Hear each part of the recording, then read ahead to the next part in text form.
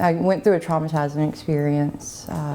For me, it was a sex crime, and went through the following hearings and trial, and I was kind of left with the damages of everything that had happened.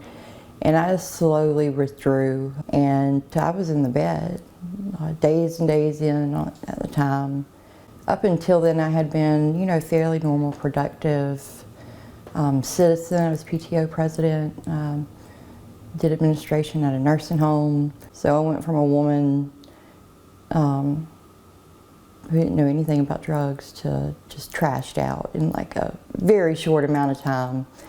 And went and got the help that I needed, went to rehab and did well afterwards. Had one relapse which had made me very suicidal. I'm type 1 diabetic, and I take 4 to 6 shots a day, been on an insulin pump.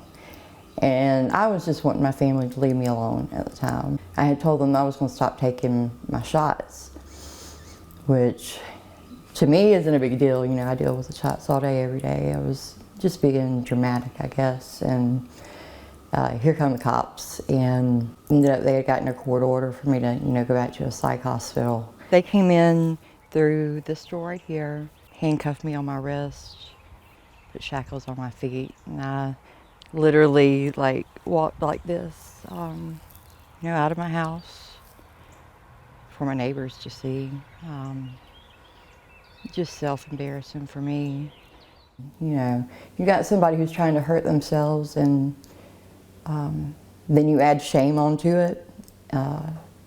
You're making the situation worse, you're not making it better. If I wasn't suicidal before I went to the psych hospital, I was afterwards. Very suicidal, and I could not tell anybody, and I would not tell anybody. I came from the hospital, an hour and a half away. I was handcuffed and shackled there. From the psych hospital where I was medicated, I was not a danger to myself or to others, or they would not have released me. You get out of the car and you've got your handcuffs on, you've got the shackles on, you can only move, it's embarrassing. My friends are here, it's a small town. The nursing home I had worked for years was just on the other side of that building.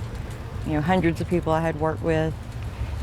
It was at lunchtime when everybody's at the different shops and diners getting their lunch, and the stigma, the embarrassment,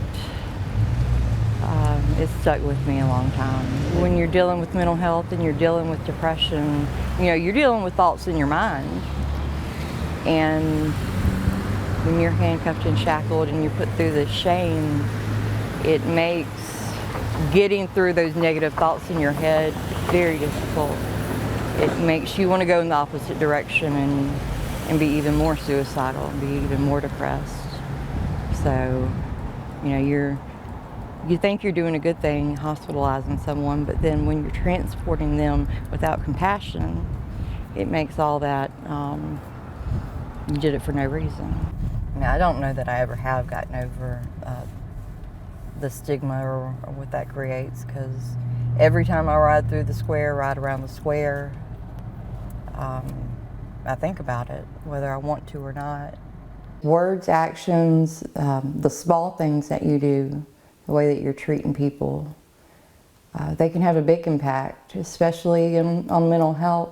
Something may have seemed very small to you, made a very big impact on my life. It impeded my recovery, and it just wasn't necessary.